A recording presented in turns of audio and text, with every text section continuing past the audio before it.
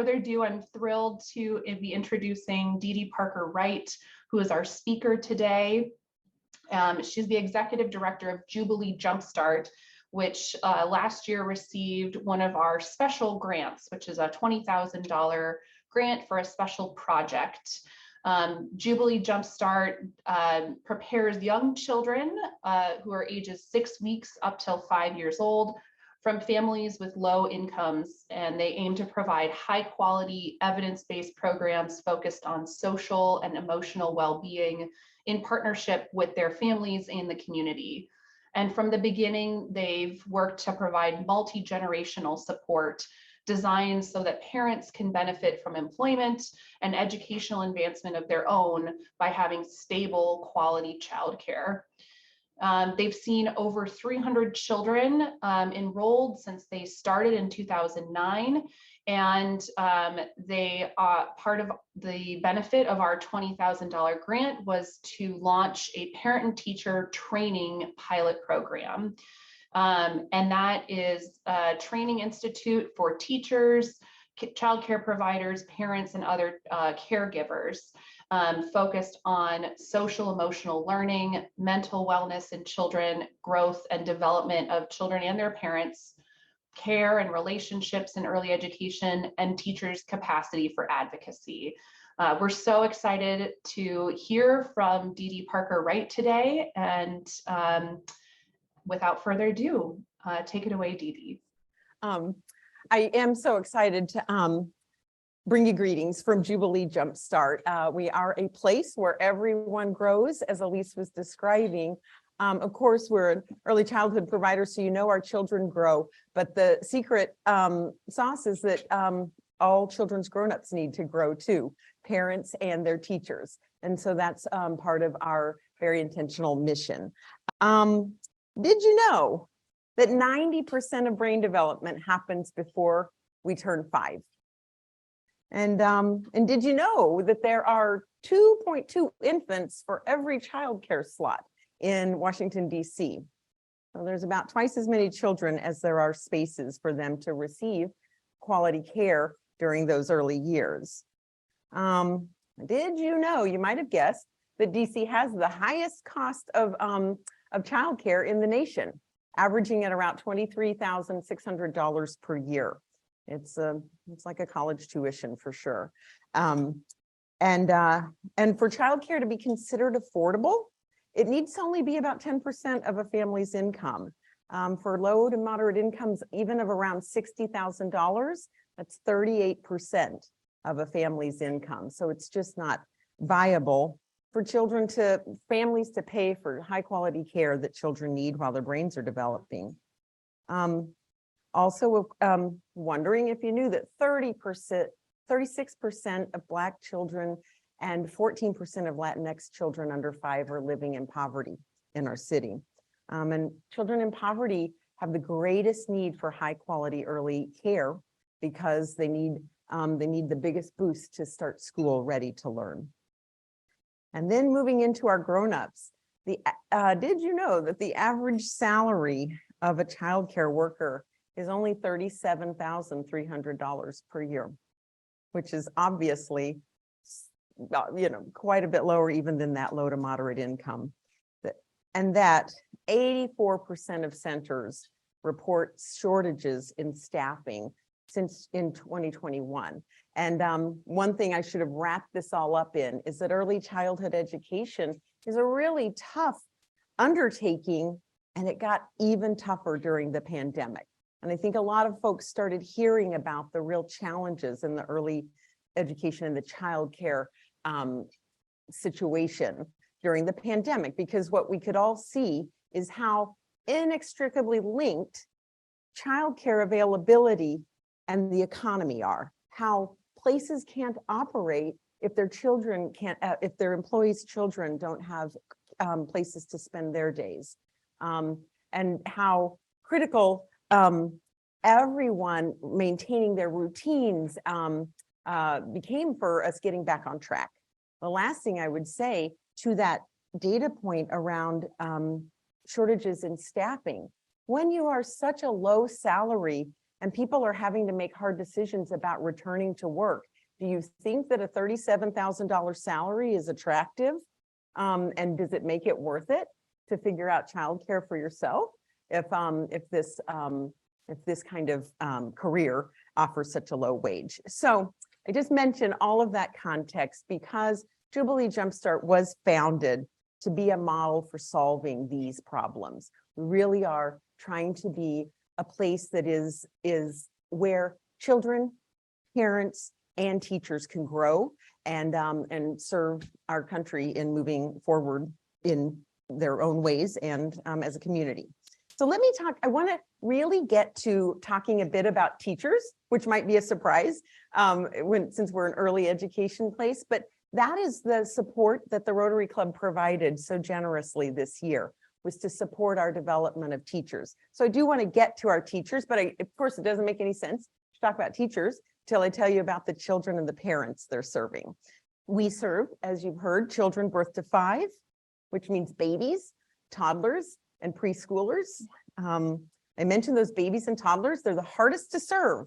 I don't know if you've ever spent any time with babies and toddlers, but the smaller they are, the harder they are to serve. So, and that's true in childcare. We provide priority for families with low incomes. About 75 to 80% of our families qualify for the childcare subsidy, which means they've got exceptionally low incomes. We provide dual language instruction in English and in Spanish. And we also are NAEYC accredited, which is a national accreditation that means we are the highest quality. Again, children in poverty and in situations of struggle really need the highest quality care to make the most of those early years. We provide full day, 7:30 to 6 p.m., full day childcare and full year. And I mention that because learning really shouldn't take a break. You know, our old school system still acts like there's a summer break, and who doesn't love a summer break? But jobs don't take a summer break for the most part, and children's brain development doesn't take a summer break. And so we are full year. That's what our children and our families need.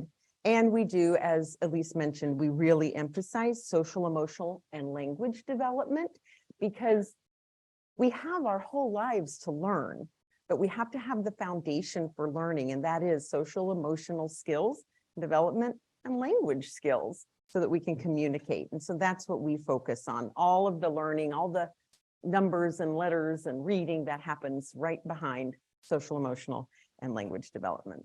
Moving on to parents, I mentioned that that the majority of our families qualify for childcare subsidies, which means they are working or in school or training to further their careers, but still making an extremely low income. It is subsidy provided childcare is critical for folks to get on the track that moves their families to more sustainability. And high quality care is a real game changer rather than just warehousey type of care, right? Want to mention that one way we really demonstrate that we are here to develop parents is that we have a person on staff dedicated to parents. Of course, kids walk into a center, they know teachers are there for them, but our parents walk into a center and see that there's a family support specialist just for them. And so that person really supports families with setting some goals or working towards the goals they've already set, emerging needs, you know, little crises for a young family with a low income or facing struggles.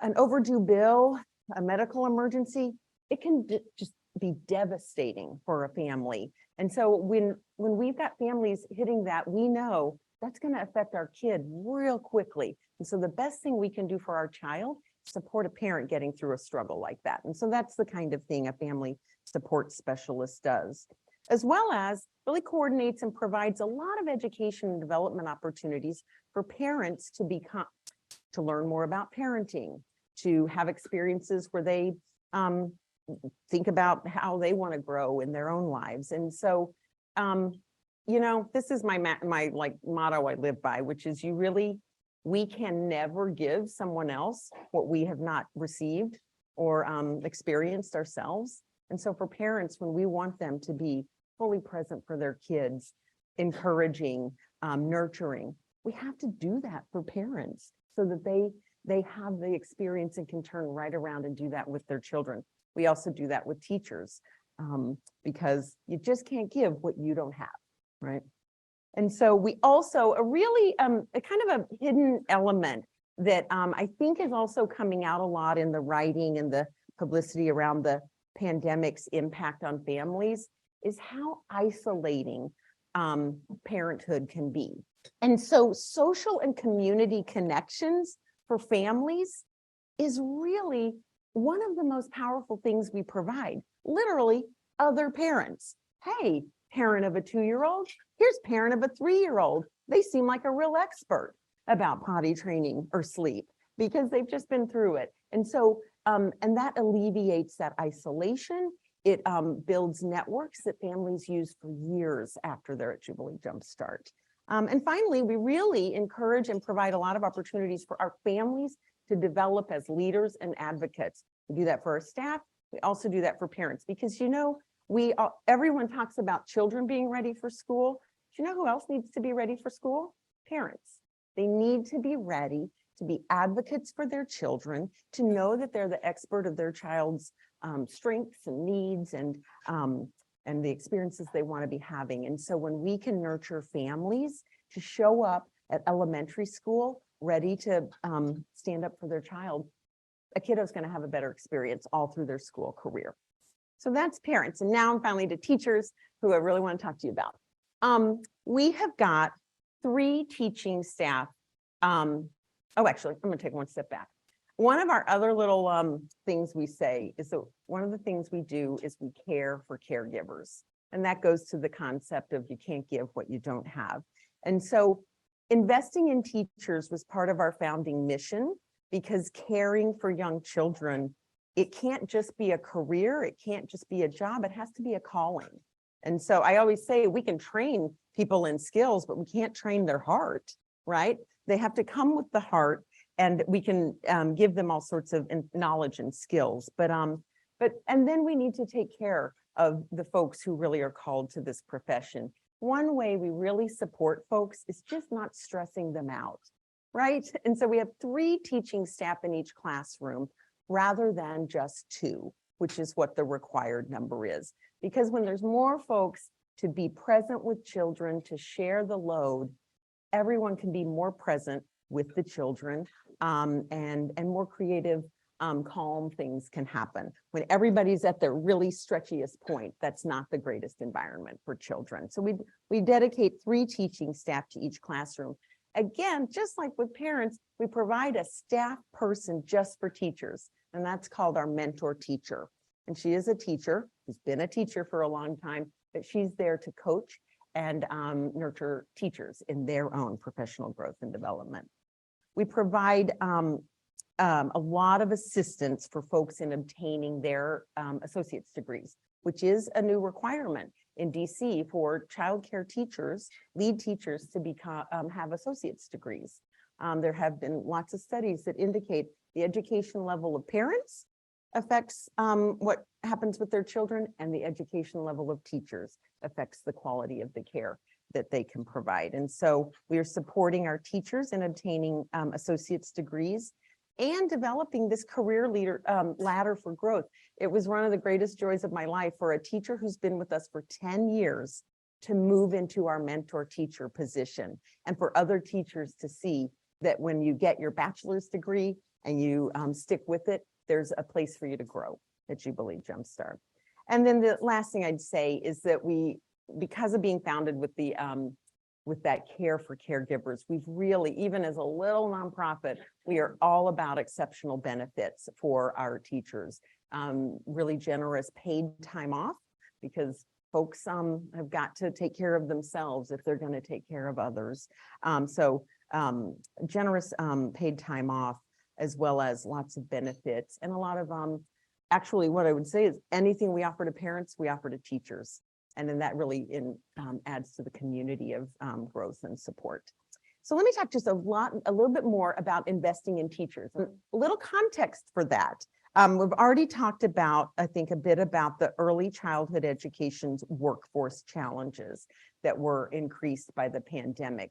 exceptionally low wages, exceptionally hard work that demands your heart and soul as well as your body. You don't want to see me come up from the floor in the infant room. I'm pretty good at going down on the floor, but getting up from the floor, and it's really physical work, it's emotional work, and obviously it's quite cognitive mental work. And so it's again, it's a calling. And so folks, and it's growing as a career option, but there's a lot that needs to happen for it to be a viable career choice for folks, for it to make sense to invest in your own education, to move into early childhood. And people deserve a living wage. $37,000 a year in the nation's capital is not okay. All right. And so again, when our society has been really stressed by the pandemic, there have been exceptional staffing challenges, which just bring the system to a halt. If there's not, we have colleagues in the industry that have classrooms that are empty because they can't enroll children because they can't hire staff. We are grateful that because of the investments we've made in our staff all along, we didn't lose staff in the pandemic. But if a center was struggling, the pandemic has made it worse. I'll tell you, I should have put this on the did you know slide. Did you know that DC is a tough setting, but our early education, our city, our council, our mayor, our Department of Education has really invested in early education. They really understand that our city and our future have a lot to do, will be affected by the quality of care we can provide for our children as they move into school, but also can our workers go to work assured that their children are in good care, and can that system work? So DC has, they set this degree requirement, and they also provided a lot of funding to support folks in going to school and getting, so financial support in being able to go to get those degrees. They've also, this past year, it was really, I tell you, 2022, it was a hard year, but it was great for early educators in DC because the council had passed a DC pay equity fund for childcare workers that provided $10,000 of a bonus to assistant teachers and a $14,000 bonus for lead teachers. That happened in 2022, and then it will happen throughout the year, this year and next. And that's what we know for sure from the budget. That has done, like, you cannot believe what you can believe what a difference that makes for folks with those $37,000 salaries, to have that kind of investment in their pay for what they're doing. And so I'll tell you that Jubilee JumpStart, we have committed to being a workplace of choice. So in that context, we say we're going to provide mentor teaching. We're going to provide education supports. In addition to helping folks access those funds, we provide paid time off called educational leave so that folks can work on their schoolwork during their work hour, 2 hours per week. We also have developed internally a professional learning community with a variety of training and development opportunities. And then we've become an OSCE certified training site, which was the foundation for us developing our training institute. But everything we do, we start with our own staff. And so becoming a certified training site has allowed us to increase the quality of the training we're providing for our own staff, and then begin thinking about how to provide that to other educators in our community. And so really just a whole kind of wraparound package of how to make this a place that teachers know they are not just invited to grow, but expected to grow, right? And so I'll tell you, moving on, that the impact we saw in 2022 was a 90% retention rate, which is exceptional when you know that 84% of places are struggling with shortages. 2 of our teachers completed degrees, our bachelor's degree for a mentor teacher and an associate degree for an assistant teacher. We have 5 teachers in college right now pursuing their associate's degrees. We got to promote that mentor teacher, and we got to create an education manager position which is a new position that really is the key to developing our training institute. And so they will be starting at the beginning of February and really push into high gear what we've been developing for the training institute. Actually, it's not on the slide, but I want to tell you one of the key pieces. This is, you guys probably know about real estate in DC. As we've been trying to grow for many years, real estate's our big hurdle. And so the little growth we accomplished is that we began renting the apartment next to our center to grow, and have started using the living room space of that apartment for training opportunities. It's really set up for virtual opportunities. It's where coaching happens. It's where families and teachers can come to work on schoolwork and also take on some training. And so we really put into place all of the building blocks for the development of the Institute. And just really make the note there that our community grant from the Rotary supported this development of our teacher training and support programs. And so I'll close up with just providing the context of how I tell you about our children, our parents, and our teachers, and wrapped all around is a community of support. If anyone knows anything about Adams Morgan, the Church of the Savior Network, and I call the Jubilee geography, it is the really special neighborhood that is very supportive of residents trying to maintain the historical diversity of the neighborhood. And so we were lucky to be born in that place. But I'll tell you, in the childcare world, by being a nonprofit who can raise funds, contributed income is what fills the quality gap. Other early education centers and childcare centers, they're trying to make it on tuition and payments that they can receive. Our founders thankfully knew we need all of those payments, and we also need to connect with our community so that we can say our children deserve the best, the most, and we want to, when we educate folks about what children need, they'll show up, and it has worked for 13 years. We've got a lot of partners who are focused on families. I think that's exceptional. Folks think of a childcare center and they think of the children, but we are delighted that we've got partners who really understand that grown-ups matter a great deal. And so having a lot of partners focused on supporting our families just enriches what happens for our children. And the last thing is we don't believe there can ever be too many grown-ups that care about children in their lives. And so we really love volunteer engagement. That was one of the saddest and hardest things for us during the early years of the pandemic. In the past few months, we've been able to start welcoming volunteers back into the center. And it's made us, it's really brought us back to our real selves. So that's our community around us. And then looking forward, our growth goals are that we've been polishing and focusing and strengthening on our center and our programs in Adams Morgan, but we are very focused on expanding to serve more children and families, and looking at an opportunity really developing right now for that in the next few years. As you know and have supported, we're in process of developing this training institute to impact more teachers. We're never going to be like, serving 100,000 kids. We're always going to be a small, intimate, very community-focused space. And so what we realized in strategic planning a few years ago was that we can impact more children by impacting more grown-ups. Those folks go out into the community. They work at other centers. They grow up and, we have parents that choose early education as a career at a later point. And that's how the Jubilee JumpStart seeds get to flourish out in the community. We were also very focused on becoming an anti-racist organization, that we've been investing a lot of time and resource into that process over the last few years.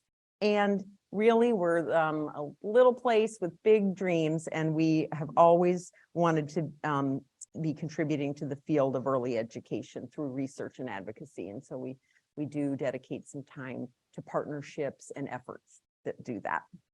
And so that's who we are and where we're trying to go. We're so grateful to groups like the Rotary Club who really believe in our community and want to invest too. And know that really the world gets changed one child and one family at a time. It's maybe a little cheesy, but it's true. And so and so we just couldn't be more grateful for groups that understand that investment now matters really quickly and in the long term. So I'll turn it over for questions and discussion. Anything you guys want to say? Yeah. Thank you. Thank you. Good afternoon, and thank you so much for your passion and sharing all that you're doing.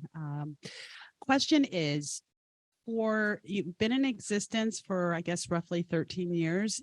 The kids who have graduated, I'm assuming you have some 18-year-olds maybe by now. Yeah. Do you have any kind of informal or formal process to stay in touch with them, or some of them, what are your thoughts on that? Yeah. That's such a really thoughtful question. It is, so one of the beautiful things about staying in one little place is like this morning, a parent was in our lobby who had 4 children with us, and some of them are in high school. And so we do have a lot of informal contact and really keep those relationships quite vibrant. We really have a very open gate policy. There's a gate, we don't want to leave the door open. That's not really safe, but we can leave the have the open gate because we feel like you're forever family, because where you spend your early years matters. So we've really struggled, to be honest, with formalizing this way.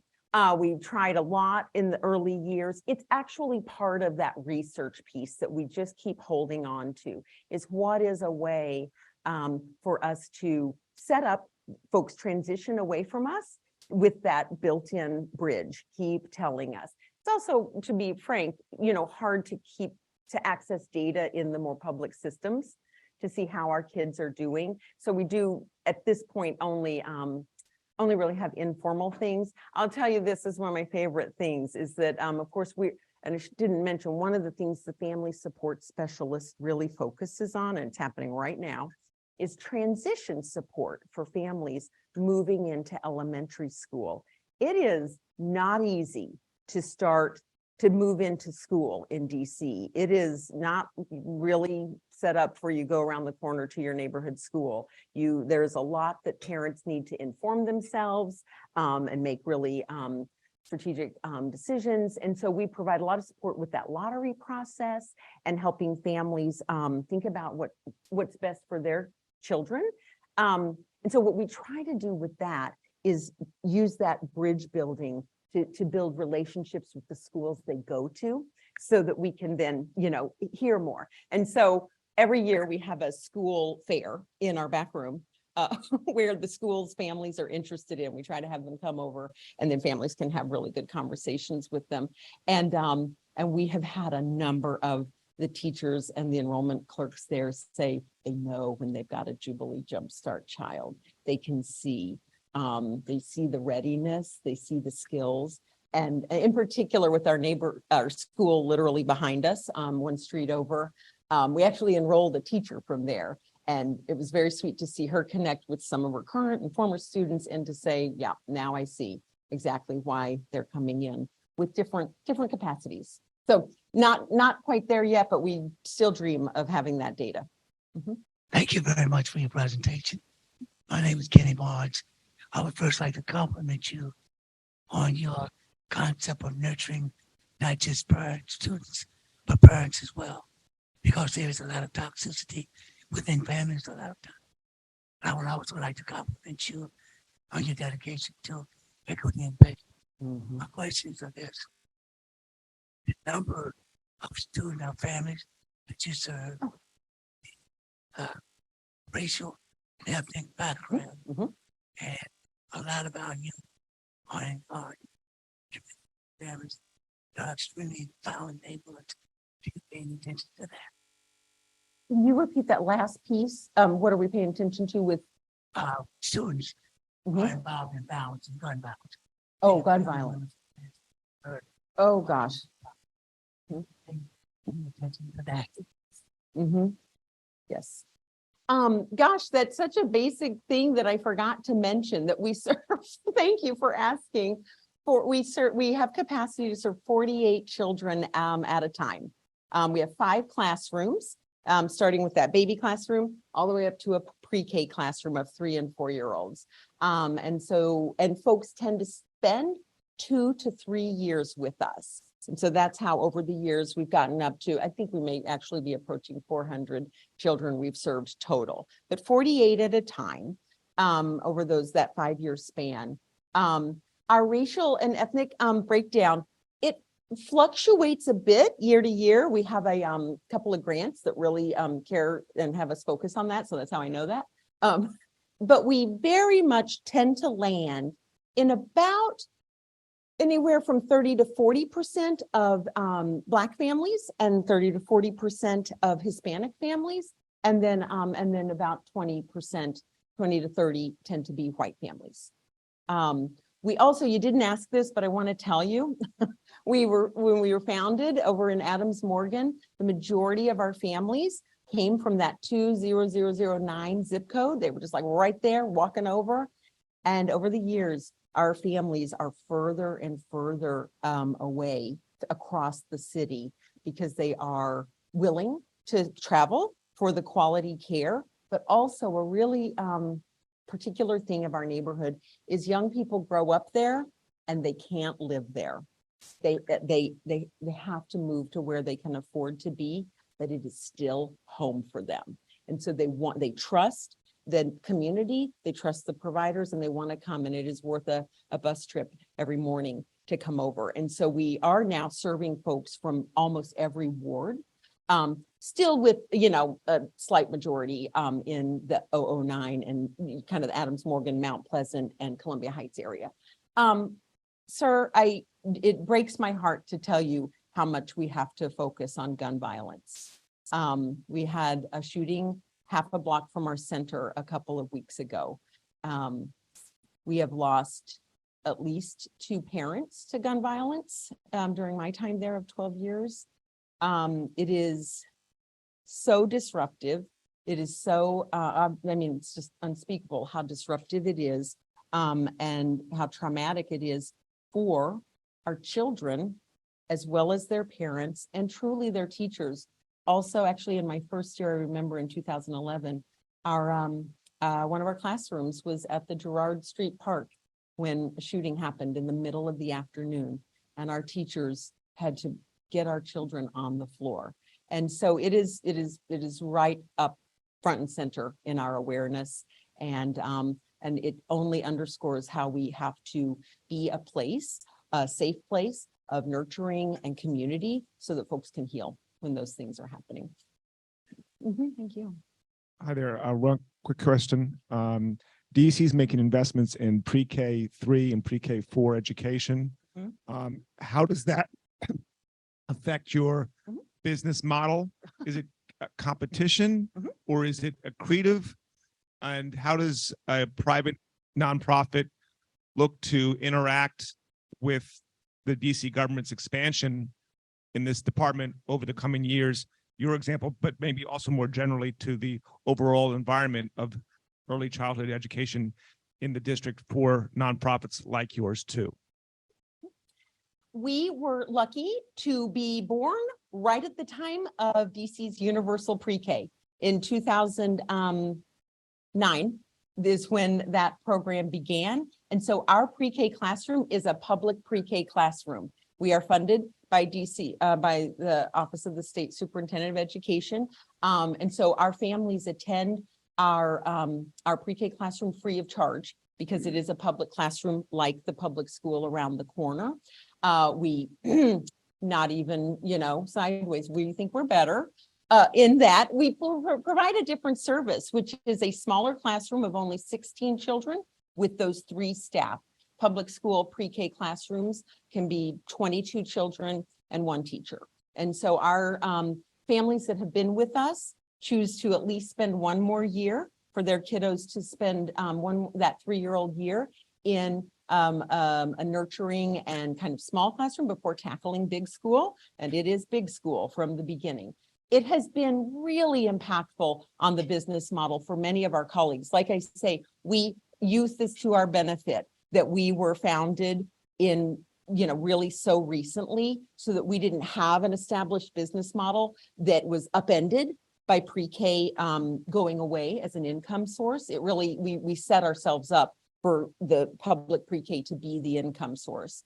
We wrap around that program because it's school year, it's school year and it's short hours. So we wrap around with aftercare that our families can use the child care subsidy to be a part of, and that way it helps parents.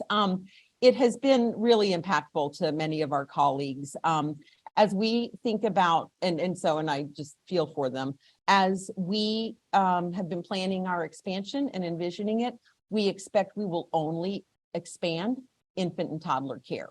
The city is really covering the pre-K needs in public and charter schools. There are many community-based organizations, that's what we are called in that setting. But that is just not the need that we feel like, if we can only do so much, we want to focus on the incredible lack of infant and toddler spaces. Correct me if my assumption is wrong, but seeing that you have a very solid, wonderful quality program and you've got quite an enrollment, I kind of help but think that there's a lot of people that would like to be participants with you, with their children, but for whatever reason, they aren't able to do so. So what is your criteria for selection of students into your facilities? Yeah, great question. As we've grown, we believe in family and community, as you can tell. And so we do allow the priority of siblings, alumni families. Don't ever get in my way of trying to serve a family for a few more years, because here's the not so secret. Children change real quickly, grown-ups don't. And so we would love to spend more time with families. So we provide a sibling and an alumni priority. Also, I should have mentioned this, we are in the ground floor of a Jubilee housing apartment building. We're separate organizations, but they are our landlord and renovated and developed a space for us. And so we provide priority for their residents, and that takes about 20% of our enrollment. And then we really just work with time, who signed up first and who's ready to start. Thank you. On behalf of our club's Trees for the Capital program, I am pleased and proud to present you with the certificate signifying our commitment to plant a tree in your honor to improve and beautify the environment. Oh, thank you guys. Thank you so much. Thanks, Marilyn. And Appreciate it. if you go on our website, there's a direct link. You Google your name or you put your name in the search engine and you'll know exactly where your tree I is. cannot wait. Thank you. Thank you.